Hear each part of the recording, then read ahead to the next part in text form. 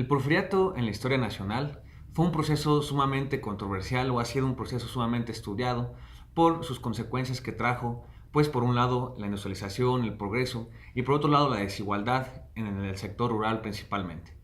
En Celaya, obviamente ese tipo de características también se vieron reflejadas. En la parte positiva podemos ver, por ejemplo, la industrialización a través del ferrocarril, de diferentes obras como el hospital, la bola del agua, etcétera, etcétera. Sin embargo, el día de hoy quiero platicarles acerca de un aspecto muy esencial dentro de la vida cotidiana, dentro del aspecto de la historia sociocultural, durante ese periodo que es el entretenimiento, el esparcimiento.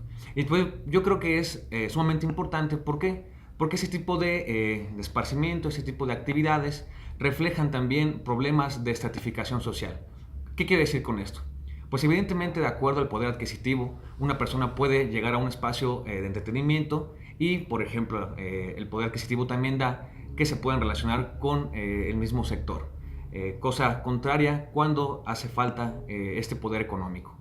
Entonces, en ese sentido quiero platicarles cómo fue que se desarrolló cotidianamente la sociedad celayense, desde dos ámbitos, principalmente la sociedad de abolengo, la sociedad acaudalada.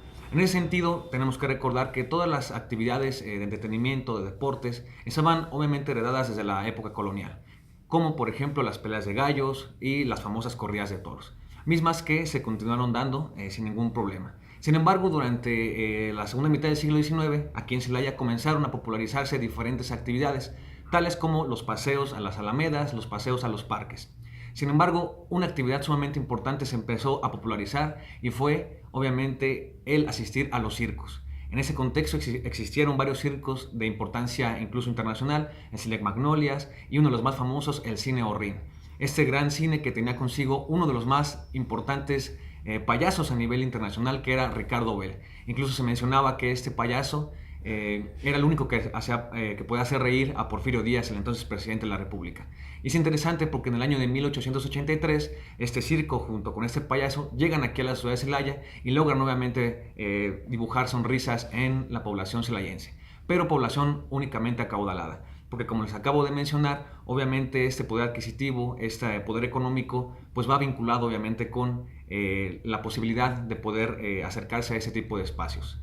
Otra cuestión interesante es, por ejemplo, los famosos juegos de azar. A pesar de que las disposiciones, los decretos y las leyes de la época prohibían todo tipo de juegos de azar, a través de una investigación minuciosa de los diarios de la época, como el Republicano, el Combate, diferentes periódicos, incluso estatales, me di cuenta que esta actividad en Celaya se seguía desarrollando de manera cotidiana.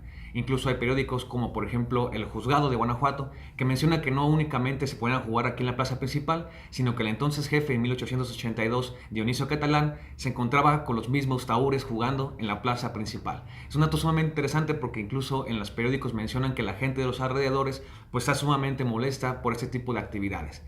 En ese sentido, este contexto, digamos, de la parte de la gente de abolengo que podía disfrutar de ese tipo de actividades. ¿Pero qué pasaba, por ejemplo, con el pueblo llano, con el sector un poco más vulnerable?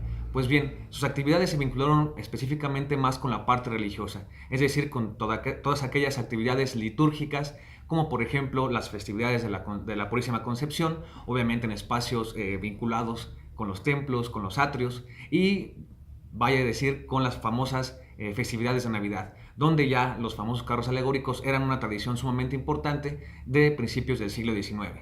Entonces es como se empieza a desarrollar esa parte de entretenimiento durante el porfiriato en la ciudad de Celaya. Un aspecto fundamental es que si bien el régimen porfirista concilió con la parte religiosa, porque existían las leyes de reforma, es como se empiezan a ver incluso también diferentes manifestaciones públicas, a pesar de que en teoría, en la ley, no eran permitidas. Eso es un aspecto interesante que el gobierno de Porfirio Díaz dio para, digamos, conciliar con la parte religiosa. Y poco a poco también se fueron popularizando las festividades cívicas, es decir, el 16 de septiembre, el 5 de mayo, incluso también a través de los periódicos se pueden ver diferentes noticias sobre corridas de toros que se dan, por ejemplo, para recaudar fondos para la fiesta cívica del 5 de mayo.